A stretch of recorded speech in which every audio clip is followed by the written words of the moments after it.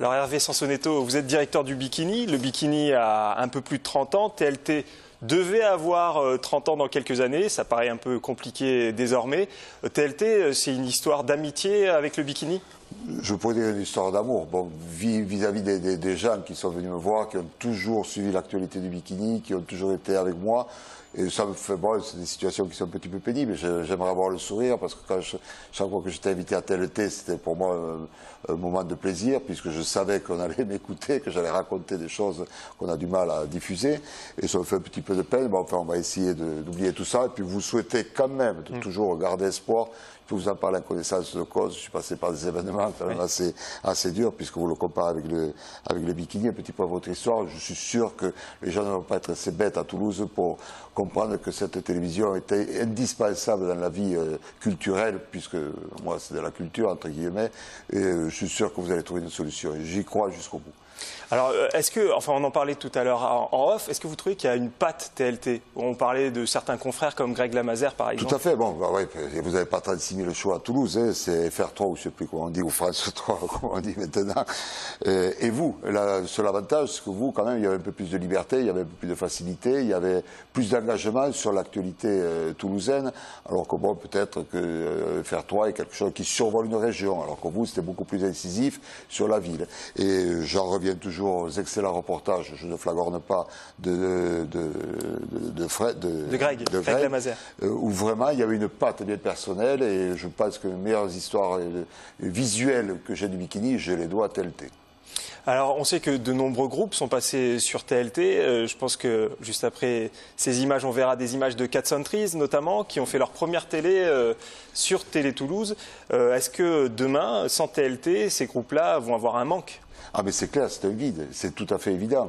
Comme je dis, moi j'étais vraiment surpris parce que je surveille quand même un petit peu ce qu'on dit sur le Bikini. Et puis dès qu'on parle du Bikini, c'est quand même une certaine satisfaction. Ça veut dire qu'on existe. Chaque fois, je voyais les retombées, dès que je passais sur TLT, je voyais les retombées que nous avions. Les gens, ah on t'a vu, on a vu, voilà. Et ça fait toujours plaisir. Quand on venait à TLT, on savait qu'on allait avoir un public qui allait nous écouter, qui allait nous suivre. Oui, c'est ça, parce que pas mal de gens disent finalement il n'y a plus d'audience à TLT, mais en fait, à chaque fois que quelqu'un passe sur TLT, il nous dit eh ben, il y a tel confrère, etc., qui m'a vu. Donc ça veut dire quand même qu'il y a un suivi. Mais bien sûr, c'est de télé qui était suivi. Moi, je suis pas là pour dire bêtement, pour expliquer bêtement ce que vous voulez me faire dire. Je peux vous dire, il y avait allez, je vais être gentil, même plus que quand je passais à FR3. Beaucoup de Toulousains disent avoir finalement un attachement sentimental presque à TLT, parce que c'est vrai que presque 30 ans, ça compte. C'est votre cas. Tout à fait, mais déjà, bon, les gens qui étaient les entités qui venaient pour me voir pour les interviews, déjà sont deux personnages légendaires toulousains, que ce soit Greg qui a joué même au Bikini avant de venir le filmer, ou quelqu'un comme Bruno Mallet qui s'est investi à fond dans la musique. Bon, ce sont des gens qui connaissaient. Je ramène toujours par rapport à TLT et Bikini. Mais ces gens, quand ils venaient me voir, ils savaient de quoi ils parlaient. C'était pas les étrangers qui débarquaient, qui venaient me raconter. Il fallait leur raconter l'histoire du Bikini. Ils savaient d'entrée de jeu ce qu'était mon aventure, mon histoire, et c'était des rendez-vous qui étaient, je pense que je ne parlerai pas qu'à l'imparfait, et encore au futur, je vous le souhaite, et c'était des rendez-vous qui étaient toujours positifs et très intéressants. On savait tant de jeux, de quoi on allait parler, de quoi il en résultait, voilà. Est-ce que vous êtes inquiet, vous, globalement, de ce que devient la culture aujourd'hui? Est-ce que ça devient de plus en plus compliqué finalement d'avoir une salle de spectacle? Non, là c'est encore notre sujet. Il faudrait, moi de toute façon je suis un petit peu à part dans ma bulle. Moi déjà quand on me dit que je fais de la culture, moi je vis une passion avant de faire de la culture.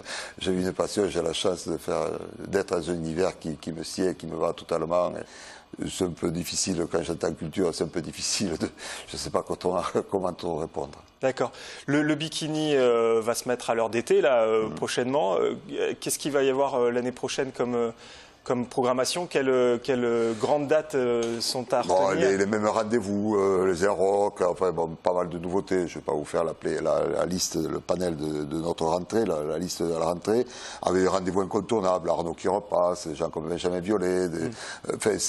Voilà, bon, ça suit, pour l'instant tout va bien, ça se passe très très bien. Mais je ne suis pas venu pour faire de la publicité sur le bikini, mais vraiment soutenir une télévision qui pour moi fait vraiment partie du paysage toulousain, comme vous le disiez tout à l'heure, depuis plus de 30 ans.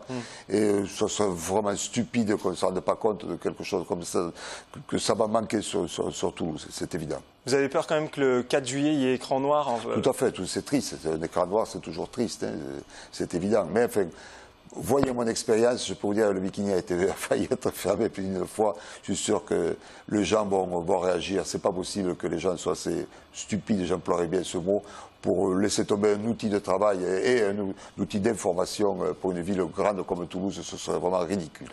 Merci de votre soutien. De rien, de tout cœur, je suis avec vous. Merci.